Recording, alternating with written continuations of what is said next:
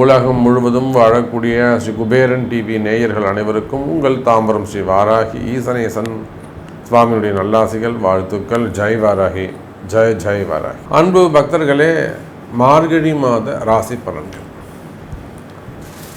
பொதுவாக இந்த பிரபஞ்சம் அன்னை வாராகியின் வசமானது. அடியனுடைய உபாசனை தேவதை, என்னுடைய உபாசனை தேவதை அன்னை வாராகி அம்பாளுடைய அனுகிரகத்தோடு இந்த மார்கழி மாத ராசி பலனை தொடங்குகின்றேன். பிரபஞ்சம் வாராகியின் வசமானது. நாம் பார்க்க இருக்கின்ற தலைப்பு மார்கழி மாத ராசி பலன்கள். எத்தனை மாதங்கள் இருந்தாலும் அந்த எல்லாருமே வாழ்க்கையில் பெரியவங்களாம் என்ன சொல்லுவாங்க, கொஞ்சமாவது புண்ணியம் பண்ணுறா, கொஞ்சமாவது புண்ணியம் பண்ணு, வெறும் பாவத்தையே பண்ணாத, ஆனால் நீ கொஞ்சமாவது ஏதேனும் ஒரு தான தர்மம் கொஞ்சம் புண்ணியத்தை சேர்த்துக்கோ, அது உன்னை காப்பாற்றும் அப்படின்னு வாழ்க்கையை வாழக்கூடிய வழிமுறையை நம்ம பெரியவங்க முன்னோர்கள் வீட்டில் இருக்கக்கூடிய தாத்தா பாட்டி அவங்களால நம்ம சொல்லிக் கொடுப்பாங்க.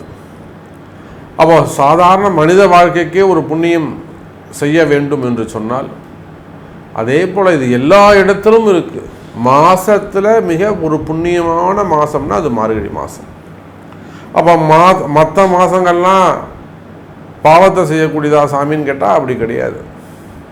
இப்போ புரட்டாசி மாதம் ரொம்ப உயர்ந்ததாச்சு, அதுவும் கொஞ்சம் நல்ல மாதம் தானே, அது பித்ருக்களுக்கு உடையது, அது இன்னும் வசதியானது. ஆனால் இந்த மார்கழி மாதம் என்பது தெய்வ வழிபாட்டுக்கு உரியது, புண்ணியமான மாதம். சார், ஒரு ஜாதகர் நம்மக்கிட்ட வரார், ஒரு நல்ல குடும்பத்தை சேர்ந்தவங்க, ஒரு உயர்ந்த குடும்பத்தை சேர்ந்தவங்க நம்மக்கிட்ட வராங்க, ஒரு கஷ்டத்தை சொல்கிறாங்க, அவங்களுடைய துன்பத்தை சொல்கிறார்கள், தற்சமயம் வாழக்கூடிய வாழ்க்கை சூழ்நிலையை சொல்கிறாங்க. ஜாதகம் பார்க்குறோம், நம்ம என்ன சொல்லுவோம், சார் இந்த பிரம்ம முகூர்த்தத்தில் ஒரு பூஜை பண்ணுங்க, ஹோமம் பண்ணுங்க, அல்லது இந்த ஆலயம் சென்று வாருங்கள், இங்கே போய் தீபம் போடுங்க, இல்லை இங்கே உட்காந்து போய் அழுதுட்டு வாங்க. இப்போ பரிகாரம் சொல்லி கொடுக்குறோம். அந்த பரிகாரம் எதை சார்ந்ததுன்னா ஆலயத்தை சார்ந்தது. அந்த ஆலய வழிபாட்டிற்கு மகுடம் சூட்டுகின்ற ஒரு மாதம் இந்த மார்கழி மாதம். ஸோ இந்த மார்கழி மாத ராசி பலனை உங்களுக்கு சொல்வதிலே எனக்கு மிகப்பெரிய பாக்கியமாக நான் கருதுகிறேன். இந்த மார்கழி மாதத்தில் பார்த்தீங்கன்னாக்கா முக்கியமான ஒரு ஃபங்க்ஷன் எதுன்னு கேட்டிங்கன்னா வைகுண்ட ஏகாதசி. அற்புதமான நாள். ஜனவரி மாதம் இந்த மார்கழி கடைசியில் வருது, 28 தேதிக்கிட்ட வருது வைகுண்ட ஏகாதசி. அந்த வைகுண்ட ஏகாதசி அன்னைக்கு சொர்க்கவாசல் திறக்கப்படுகிறது. மிகப்பெரிய பாவத்தை செய்தவர்கள் கூட பெருமாளுடைய பெரும் கருணையினாலே, மகாவிஷ்ணுடைய பெரும் கருணையினாலே, கிருஷ்ண பரமாத்மா ராமர் அவனுடைய பெரும் அனுகிரகத்தோடு பாவத்தை செய்தவர்கள் கூட ரட்சிக்கப்பட்டு சொர்க்கத்துக்கு அனுப்பப்படுகிறார்கள் அப்படின்னு ஒரு மிகப்பெரிய தத்துவத்தை வைகுண்ட ஏகாதசி இந்த மார்கழி மாதம் வருது. அதே போல் ஆடல் அரச பெருமான் என்று சொல்லக்கூடிய நர்த்தனம் ஆடக்கூடிய அம்பலவான பெருமானுக்கு ஆருத்ரா தரிசனம், அதுவும் மார்கழி கடைசி 29 தேதிக்கிட்ட வருது. ஆருத்ரா தரிசனம் அது அற்புதமான புண்ணியம். அதே போல் ஹனுமன் ஜெயந்தி அமாவாசை அன்றைய தினம் வருகிறது ஹனுமன் ஜெயந்தி. அப்போ பேர் தான் மார்கழி மாதமே தவிர முழுக்க முழுக்க முழுக்க தெய்வ வழிபாட்டினாலே மனித உயிர்கள் படுகின்ற துன்பத்திலிருந்தும் அந்த கர்மாக்களிலிருந்தும் ஓய்வு பெறுவதற்காக நம்முடைய ஜோதிட சாஸ்திரம், வானிலை சாஸ்திரம் வகுத்து கொடுத்த ஒரு அற்புதமான மாதம் இந்த மார்கழி மாதம். அதில் பார்த்தீங்கன்னாக்கா இந்த 16ஆம் தேதி முதல் மார்கழி 1ஆம் தேதியிலிருந்து மார்கழி 11ஆம் தேதி வரலும் கிரகமாலிகா யோகம் அப்படின்னு ஒன்று நடக்குது. மார்கழி 1லேருந்து மார்கழி 11 வரலும் கிரகமாலிகா யோகம். என்ன சாமி கிரகமாலிகா யோகம்னா, வரிசையாக கிரகங்கள் அமைந்திருப்பது. துலாம் விருச்சிக ராசியிலிருந்து மீன ராசி வரை 5 பாவகட்டங்களிலும் மாலை கோர்த்தார் போல அற்புதமாக அந்த கிரக அமைப்புகள்லாம் அமைந்திருக்கு. அதில் பார்த்தீங்கன்னாக்கா எப்பொழுதும் போல ரிஷபத்திலே குரு பகவான், கடக செவ்வாய் அமைந்திருக்கிறார். அதோடு கூட கன்னியில் கேது, புதன் பகவான் விருச்சகத்திலும், சுக்கிர பகவான் மகரத்திலும், சூரியன் தனுசு ராசியிலும், சனி கும்பம், மீனத்திலே ராகு. அப்போ முதல் 15 நாட்கள் மார்கழி மாதம் அற்புதமான கிரக அமைப்பு. யாரெல்லாம் இந்த முதல் 15 நாட்கள் பயன்படுத்திக்கிறீங்களோ, காலம்பரம் 4 மணிக்கு எழுந்து கோவிலுக்கு போயிட்டு வழிபாடு செய்கிறீங்களோ, தீபம் போகிறீங்களோ, யார் 4 மணிக்கு எழுந்து குளிச்சுட்டு வீட்லேயோ கோவில்லையோ போய் தீபம் போட்டு வரீங்களோ, நிச்சயமாக உங்களுக்கு வாழ்க்கையில் நல்லது நடக்கும். கிரக அமைப்பு அப்படி இருக்கு, நான் சொல்லலைங்க. இதெல்லாம் ஜோதிட சூக்ஷ்மங்கள், இதை நீங்கள் பயன்படுத்திக்கணும். ஜோதிட ரகசியங்கள். நான் என்ன சாமி பண்ணணும், வெற்றி பெறணுமே, நான் ஜெயிக்கணுமே, நான் தோத்துக்கிட்டு இருக்கேனே, நான் ஜெயிக்கணுமாச்சே சாமி, என் கஷ்டம் விலகணுமே சாமி அப்படின்னு நீங்கள் ஜெயிக்கணும்னு ஆசைப்பட்டீங்கன்னா நிச்சயமாக உலகம் முழுவதும் வாழக்கூடிய அன்பர்களே இந்த முதல் 11 நாட்கள் தீபம் போட்டு பாருங்கள். சார், ஒரே 1% உங்கள் வாழ்க்கை மாறும். மாறலன்னா நீங்கள் என்ன ஏன் சாமி இப்படி சொன்னீங்கன்னு எனக்கு கேளுங்க. அந்த அளவுக்கு கிரக அமைப்புகள் சிறப்பாக உள்ளன. சரி, வாருங்கள் நண்பர்களே, இந்த புண்ணிய மார்கழி மாத ராசி பலனை உங்களுக்கு எப்படி இருக்குது, உங்கள் ராசிக்கு என்ன சொல்லுதுன்னு பார்த்துடலாம்.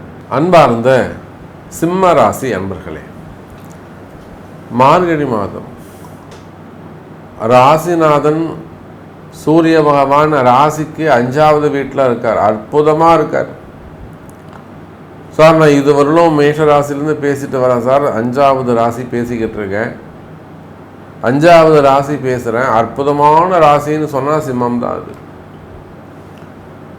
மேற்சொன்ன 4 ராசிகளை விட, பின்னாடி பேச போகிற ஒரு 6 ராசிகளை விட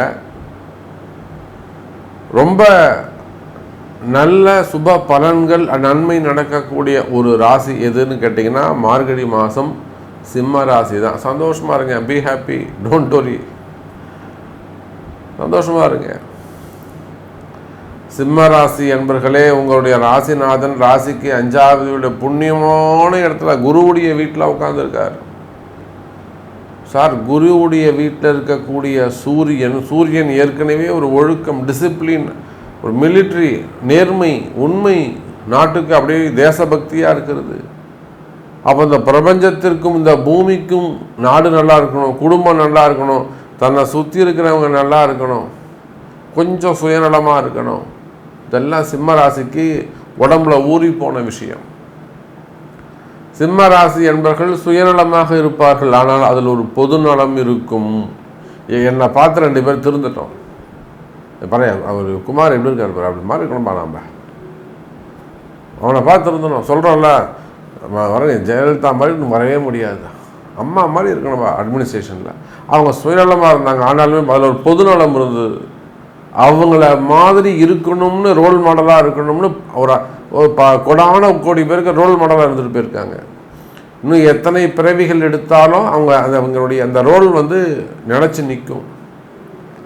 அதை போல சிம்ம ராசி அன்பர்களே, இந்த மார்கழி மாதம் ஒரு முன்னுதாரணமான மாதமாக உங்களுக்கு அமையும். கவலை வேண்டாம். சார், உங்கள் ராசிநாதன் சூரிய பகவான் ராசிக்கு 5வது வீட்டில் அமைந்திருக்கிறார். தூய்மையான சனியாக. இத்தனை நாள் வக்ர சனியாக இருந்தார். அதனால் உங்களுக்கு வளர்ச்சி இல்லை, வருமானம் இல்லை, தொழில் இல்லை, நல்ல உத்தியோகம் இல்லை. சிம்ம ராசியாக இருந்தாலும் இல்லை என்பது இருந்து கொண்டிருந்தது. ஆனால் இந்த மார்கழி மாதத்திலிருந்து சிம்ம ராசி என்பர்களே இல்லை என்ற நிலை இல்லாமல் மாறி இருக்குங்கிற மங்களகரமான சொல் ஒலிக்கும். வேலை இருக்கா சார், எப்படி போகுது இந்த மாதம் மார்கழி, எப்படி போகுது? பரவாயில்ல சார், கொஞ்சம் நல்லா இருக்கு சார். வருமானம் எப்படி இருக்குது? போன மாதம்லாம் வருமானம் இல்லை நீங்களே, தொழில் சரியாக நடக்கலை நீங்களே, இந்த மாதம் உங்களுக்கு தொழில் எப்படி சார் இருக்குது? இல்லை சார், இருக்குது, பரவாயில்ல இருக்குது சார், ஓரளவுக்கு தொழில் அமைப்பு இருக்குது. வேலை இல்லைன்னு சொன்னீங்களே, இல்லை சார், உத்தியோகம் இருக்குது, கிடச்சிருச்சு, வேலை கிடச்சிருது, இருக்குது. சார் மனைவி வீட்டில் இல்லைன்னு சொன்னீங்களே, வந்துட்டாங்க சார், இருக்காங்க சார். பாப்பா பொண்ணு வெளியில் போச்சு, வந்துடுது சார், இங்கே தான் இருக்கு. இல்லை என்ற நிலை மாறி இருக்குங்கிற சொல் வீட்டில் ஒலிக்கும். அப்போ வருமானம், வேலை வாய்ப்பு, படிப்பு, ஆரோக்கியம், அதே போல பிரச்சனைகளில் இருந்து விடுதலை, மன நிம்மதி, மன மகிழ்ச்சி, மனசுல ஒரு தைரியம், எடுத்த காரியங்களிலே வெற்றி, தடைகள் விலகுவது, எல்லாம் ஒரு கட்டி போட்ட மாதிரி இருக்கு, ஒரு முடக்கு மாதிரி இருந்தால் முடக்கு நிவர்த்தி ஆவது. இது போன்ற சுபத்துவம் நிறைந்த மாதமாக இந்த மாதம் உங்களுக்கு நிகழ்கிறது சிம்ம ராசி என்பர்களே. சார், ஆட்சி பெற்ற சனி பகவான் உங்களை பார்க்கிறார். உங்களுக்கு தெரியாதுங்க, சனி ஒரு இருட்டு கிரகம்னு சொல்றாங்கல்ல, 1000 சூரியனுக்கு சமமான சக்தி படைத்தவன் சனி பகவான். அவன்கிட்ட ஒளி இல்லை, அவ்வளவுதான் விஷயம். ஒளி மட்டும் அவனிடம் இருக்குமே, ஆனால் சூரியனையும் மிஞ்சி இருப்பான். அப்ப சனியுடைய பார்வை படுகின்ற காரணத்தினாலே எனதருமை உலகம் முழுவதும் வாழக்கூடிய எனதருமை சிம்ம ராசி நேயர்களே, உங்கள் பிரச்சனைகள் எல்லாம் தூள் தூளாக உடையும். உங்கள் பிரச்சனையெல்லாம் தூள் தூளாக நசுக்கி தூக்கி போட்டுருவார் சனி பகவான். எல்லாரும் சொல்லுவாங்க சனி பார்த்தான் கலகம். எப்போ இந்த கண்டக சனி வந்ததோ அதுலேருந்து உங்களுக்கு கலகம் ஆரம்பிச்சிருது சார், ஒரே கலகமாக இருக்கும். ஆமாம், கலகம் பிறந்தா தானே நன்மை பிறக்கும், வழி பிறக்கும். ஒரு வீட்டில் ஒரு கணவரோ மனைவியோ அல்லது ஒரு குழந்தையோ தப்பு பண்ணுது, உங்கள் பொண்ணை அங்கே பார்த்தாங்கன்னு சொன்னால் அன்றைக்கி ஒரு பெரிய சண்டை நடக்கும். அதில் ஒன்று அந்த பாப்பா திருந்தோம், இல்லைன்னா அது அங்கே போய் சேர்த்து வச்சுருவாங்க. ஒரு நல்லது நடக்குதா இல்லையா? ஒரு வேலை செய்கிற இடத்துல ஒரு தொழிலாளி, சார் அந்த பையன் உங்கள்கிட்ட வேலை செய்கிற பையன் இந்த மாதிரிலாம் செஞ்சிட்ருக்கான் சார், இந்த பொருள் எடுத்து வந்து கொடுத்தான் சார், கலகம். உடனே அவனை பற்றி ஒரு பஞ்சாயத்து நடக்கும், நீ இவ்வளோ பணம் கட்டு, இல்லைன்னா வெளியே விட்டு போ, இல்லைன்னா ஒழுங்காக இருக்கேன் சார். பிரச்சனை முடிஞ்சதா இல்லையா? அப்போது சனி பகவான் பார்க்கிறார் என்று சொன்னால் சிம்ம ராசியாகிய உங்களுக்கு நேரடியாகவோ மறைமுகமாகவோ யாரேனும் பாதகம் செய்வார்களேயானால், புரியுதா? நீங்கள் ஆணாக இருக்கலாம், பெண்ணாக இருக்கலாம், உத்தியோகமாக இருக்கலாம், தொழிலாக இருக்கலாம், வியாபாரியாக இருக்கலாம், செல்வந்தர்களாக இருக்கலாம், தொழிலதிபராக இருக்கலாம், மாணவ செல்வங்களாக இருக்கலாம், அல்லது அரசு அதிகாரிகளாக இருக்கலாம், டாக்டராக இருக்கலாம், இன்ஜினியராக இருக்கலாம். ஏதோ ஒரு ஆணோ பெண்ணோ யாராக வேண்டுமானாலும் நீங்கள் இருங்க. உங்களுக்கு நேரடியாகவோ மறைமுகமாகவோ யாராவது துரோகமோ அல்லது மறைமுகமாக பிரச்சனை செய்வாரேயானால், சார் அந்த பிரச்சனையில் அழகாக உங்களுக்கு வெளி காமிச்சு இவன் தாண்டா உனக்கு பிரச்சனை பண்ணுறான்னு சொல்லி அவங்ககிட்ட இருந்து கொத்தா அப்படியே உங்களை காப்பாற்றி வெளியே கொண்டு வந்துடுவார் சார். அப்போ இந்த சனி நல்லவரா கெட்டவரா? உங்களுக்கு நன்மை செய்யக்கூடிய தெய்வம் அந்த சனி பகவான்.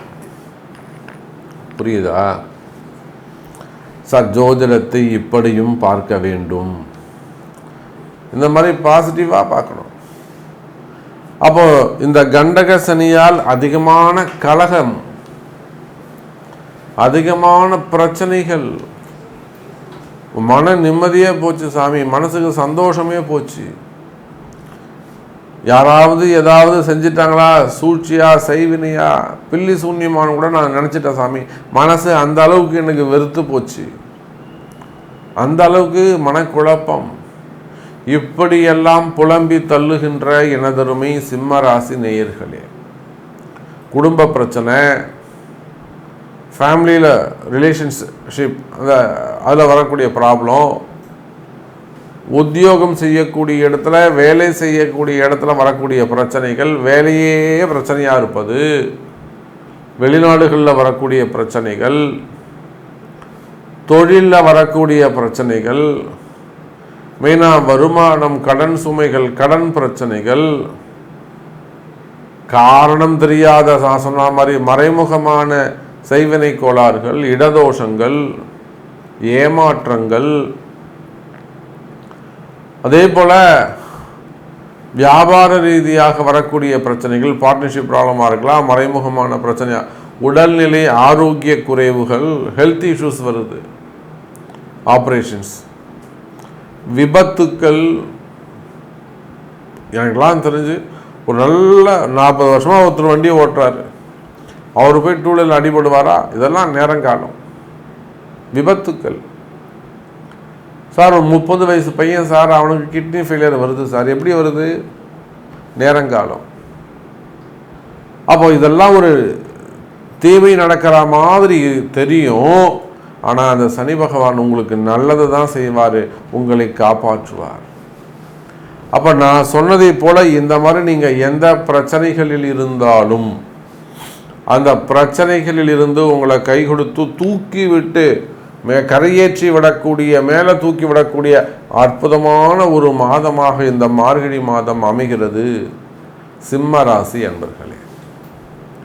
அப்போ நிறைய விஷயங்கள் நாம் சொல்லிக்கிட்டே போகலாம், பேசிக்கிட்டே எல்லாம் இன்ட்ரெஸ்டாக இருக்கும். உங்களுடைய கேள்வி என்ன? உங்களுக்கு என்ன நல்லது நடக்கணும், உங்களுக்கு என்ன தேவை என்பதை உங்களுடைய பிறப்பு ஜாதகம் கொண்டு தொடர்பு கொள்ளுங்கள் என்பதை தெரிவித்துக்கொண்டு மீண்டும் வேறொரு அற்புதமான பதிவில் உங்களை சந்திக்கிறேன். நன்றி, நமச்சிவாயம். ஜெய் வாராகி, ஜெய் ஜெய் வாராகி. ஸ்ரீ குபேரன் டிவியை பார்த்தமைக்கு நன்றிகள். மேலும் இது போன்ற தகவல்களை தெரிந்து கொள்ள ஸ்ரீ குபேரன் டிவியை சப்ஸ்கிரைப் செய்யுங்கள். மறக்காமல் பெல் ஐக்கானை கிளிக் செய்யுங்கள்.